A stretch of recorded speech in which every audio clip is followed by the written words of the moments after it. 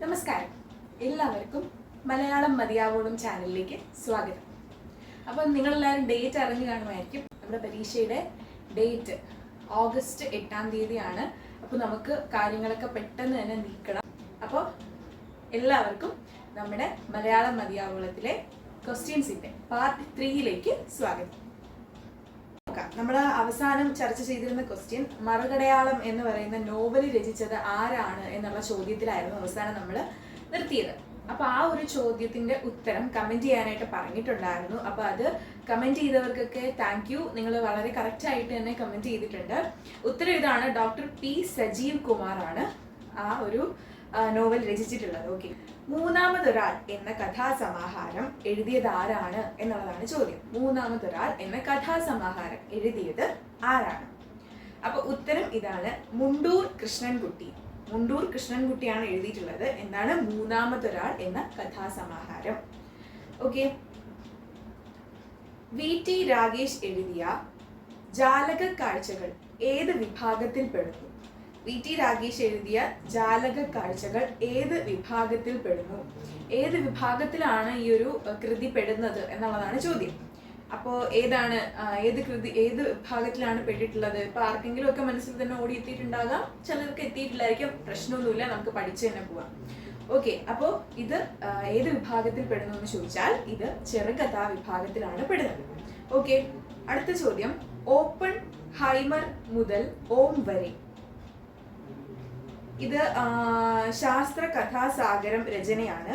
ഇത് എഴുതിയത് ആരാണ് എന്നുള്ളതാണ് ചോദ്യം. ഓക്കെ, ഓപ്പൺ ഹൈമർ മുതൽ ഓം വരെ ശാസ്ത്ര കഥാസാഗരം രചന പ്രൊഫസർ S ശിവദാസ് ആണ്. ഓക്കെ, ആരാണ് എഴുതിയിട്ടുള്ളത്? പ്രൊഫസർ S ശിവദാസ് ആണ്. ഓക്കെ, അടുത്ത ചോദ്യത്തിലേക്ക് നമുക്കൊന്ന് പോകാം. അനിൽകുമാർ P എഴുതിയ ദയാഹർജി എന്ന നോവലിന്റെ പ്രസാധകർ ആരാണ് ആ നോവലിന്റെ പ്രസാധകർ എന്ന് പറയുന്നത്? നോവലിന്റെ പേര് പറഞ്ഞുതരാം. ദയാഹർജി. ദയാഹർജി എന്ന് പറയുന്ന നോവലിന്റെ പ്രസാധകർ ആരാണ് എന്നുള്ളതാണ് ചോദ്യം. അപ്പോൾ അതിന്റെ ഉത്തരം സൈന്ധവ ബുക്സ്. സൈന്ധവ ബുക്സ് ആണ് എന്ത് ചെയ്തിട്ടുള്ളത്? ഈ ഒരു നോവല് പ്രസാധകർ ആയിട്ടുള്ള ആൾക്കാരാണ് സൈന്ധവ ബുക്സ്. സൈന്ധവ ബുക്സ് ആണിത് എന്ത് ചെയ്തിട്ടുള്ളത്? പ്രസിദ്ധീകരിച്ചിട്ടുള്ളത്. എന്താണ് ഇങ്ങനെ നീ കുതിരുന്ന മഴയിൽ ഞാൻ നനയാത്തത് കൊണ്ടോ, നിന്റെ സമയങ്ങളെല്ലാം എന്റെ അസമയങ്ങളായത് കൊണ്ടോ, ആരുടെ വരികൾ? അതാണ് ചോദ്യം. സ്ത്രീ പുരുഷ ദ്വന്ദ്വത്തെ വിരുദ്ധ ദിശയിൽ പ്രതിഷ്ഠിച്ചുകൊണ്ട് രചിക്കപ്പെട്ടിരിക്കുന്ന ഗിരിജയുടെ രണ്ട് ലോകങ്ങൾ എന്ന കവിതയിൽ നിന്നുള്ള വാക്യമാണ്. അപ്പൊ നമ്മളിപ്പോ പറഞ്ഞ ചോദ്യം, എന്താണ് ഇങ്ങനെ നീ കുതിരുന്ന മഴയിൽ ഞാൻ നനയാത്തത് കൊണ്ടോ, നിന്റെ സമയങ്ങളെല്ലാം എന്റെ അസമയങ്ങളായത് കൊണ്ടോ, ആരുടെ വരികൾ? അതാണ് ചോദ്യം. അപ്പോൾ സ്ത്രീ പുരുഷ ദ്വന്ദ്വത്തെ വിരുദ്ധ ദിശയിൽ പ്രതിഷ്ഠിച്ചുകൊണ്ട് രചിക്കപ്പെട്ടിരിക്കുന്ന ഗിരിജയുടെ രണ്ട് ലോകങ്ങൾ എന്ന കവിതയിൽ നിന്നാണ് ഇത് എടുത്തിട്ടുള്ളത്. ഓക്കെ, അടുത്ത ചോദ്യം, പേരക്കയുടെ മണം എന്ന കവിത എഴുതിയത് ആര്? പേരക്കയുടെ മണം എന്ന കവിത എഴുതിയത് ആരെന്നാണ് ചോദ്യം. വി അബ്ദുൽ ലത്തീഫ് ആണ് ഈ ഒരു കൃതി എന്ത് ചെയ്തിട്ടുള്ളത്? എഴുതിയിട്ടുള്ളത്. അടുത്ത ചോദ്യം, അവിയങ്കോര എന്ന കവിതയുടെ രചയിതാവ്. അവിയങ്കോര എന്ന കവിതയുടെ രചയിതാവ് ആരാണ് എന്നുള്ളതാണ് ചോദ്യം. ഓക്കെ, ചോദ്യം കൃത്യമായി മനസ്സിലായെന്ന് വിചാരിക്കുന്നു. ഉത്തരം D അനിൽകുമാർ ആണ് ഈ ഒരു എന്തെഴുതിയിട്ടുള്ളത്? കവിത എഴുതിയിട്ടുള്ളത്. അടുത്തത്, മണ്ണാങ്കട്ടയും കരിയിലയും ആരുടെ കവിത? ഇത് നമ്മളെല്ലാവരും അറിഞ്ഞിരിക്കേണ്ട ചോദ്യമാണല്ലേ. മണ്ണാങ്കട്ടയും കരിയിലയും ആരുടെ കവിതയാണ്? ആര്യാംബിക. കാട്ടിലോടുന്ന തീവണ്ടി, തോന്നിയ പോലൊരു പുഴ തുടങ്ങിയവയും ഇവരുടെ കവിതകളാണ്. അപ്പോൾ നമ്മുടെ മണ്ണാങ്കട്ടയും കരിയിലയും ആ ഒരു കവിത എഴുതിയിട്ടുള്ളത് ആരാണ്? ആര്യാംബിക എന്ന് പറയുന്ന കവയിത്രിയാണ്. അപ്പോ അവരുടെ തന്നെ വേറെ 2 കൃതികൾ കൊടുത്തിട്ടുണ്ട്. കാട്ടിലോടുന്ന തീവണ്ടി, തോന്നിയ പോലൊരു പുഴ തുടങ്ങിയവയും ഇവരുടേതാണ്. ഓക്കെ, 2020 കേരള സാഹിത്യ അക്കാദമി പുരസ്കാരം നേടിയ അടിയാളപ്രേതം എന്ന നോവൽ രചിച്ചതാര്? അതായത് 2020 കേരള സാഹിത്യ അക്കാദമി പുരസ്കാരം നേടിയ അടിയാളപ്രേതം എന്ന നോവൽ രചിച്ചത് ആരാണ് എന്നുള്ളതാണ് ചോദ്യം. P.F. മാത്യൂസ് ആണ് ഈ ഒരു നോവൽ എഴുതിയിട്ടുള്ളത് P.F. മാത്യൂസ്. ആരാണ്? P.F. മാത്യൂസ്.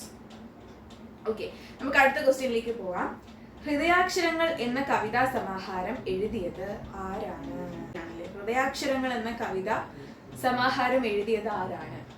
ശശി മാവിൻമൂടാണ് എന്ത് ചെയ്തിട്ടുള്ളത്? ഹൃദയാക്ഷരങ്ങൾ എന്ന് പറയുന്ന കവിതാ സമാഹാരം എഴുതിയിട്ടുള്ളത്. ഓക്കെ, അടുത്ത ചോദ്യത്തിലേക്ക് പോകാം.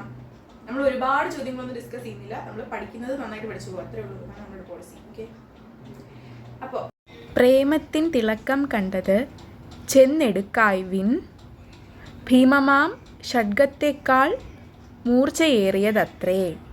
പ്രശസ്തമായ ഈ വരികൾ രചിച്ചതാര്? നമുക്ക് എല്ലാവർക്കും അറിയാവുന്ന ആളാണ് എഴുതിയത്. പ്രേമത്തിൻ തിളക്കം കണ്ടത് ചെന്നെടുക്കായ്വിൻ, ഭീമമാം ഷഡ്ഗത്തേക്കാൾ മൂർച്ചയേറിയതത്രേ. പ്രശസ്തമായ ഈ വരികൾ രചിച്ചതാരാണ്? ജി ശങ്കരക്കുറുപ്പാണ്. ഓക്കെ, 2024 ജനുവരിയിൽ പ്രകാശനം ചെയ്ത വൈക്കം സത്യാഗ്രഹവും കേരള നവോത്ഥാനവും എന്ന പുസ്തകത്തിന്റെ രചയിതാവ് ആരാണ്? ചോദ്യം ഇതാണ്. 2024 ജനുവരിയിൽ പ്രകാശനം ചെയ്ത വൈക്കം സത്യാഗ്രഹവും കേരള നവോത്ഥാനവും എന്ന പുസ്തകത്തിന്റെ രചയിതാവ് ആരാണ്?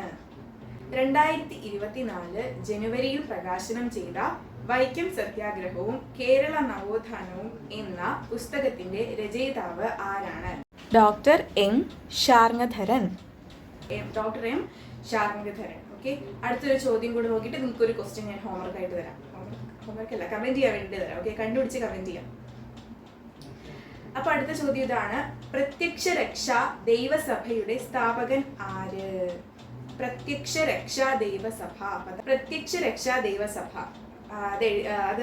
അതിന്റെ സ്ഥാപകൻ കുമാര ഗുരുദേവനാണ്. ഇതിനൊരു കോഡുണ്ട്, പ്രത്യക്ഷത്തിൽ രക്ഷിക്കാൻ വരുന്ന ദൈവം എന്നുള്ളതാണ് അതിനായിട്ടുള്ള ഒരു കോഡുള്ളത് കേട്ടോ. അപ്പോൾ ഇതാണ് നമ്മുടെ ക്വസ്റ്റ്യൻസ്. ഇനി ഒരു ചോദ്യം നിങ്ങൾക്ക് കമന്റ് ചെയ്യാൻ വേണ്ടിയിട്ട് തരാം. ഓക്കെ, ഇതാണ് നിങ്ങളുടെ ക്വസ്റ്റ്യൻ. 2023 150ാമത് ജന്മവാർഷികം ആചരിക്കപ്പെട്ട നവോത്ഥാന നായകൻ ആര്? ക്വസ്റ്റ്യൻ ഒന്നുകൂടെ ആവർത്തിക്കാം.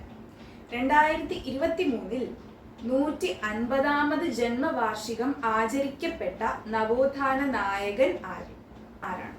ഉത്തരം നിങ്ങൾ എന്ത് ചെയ്യുക? കമന്റ് ആയിട്ട് താഴെ രേഖപ്പെടുത്തുക.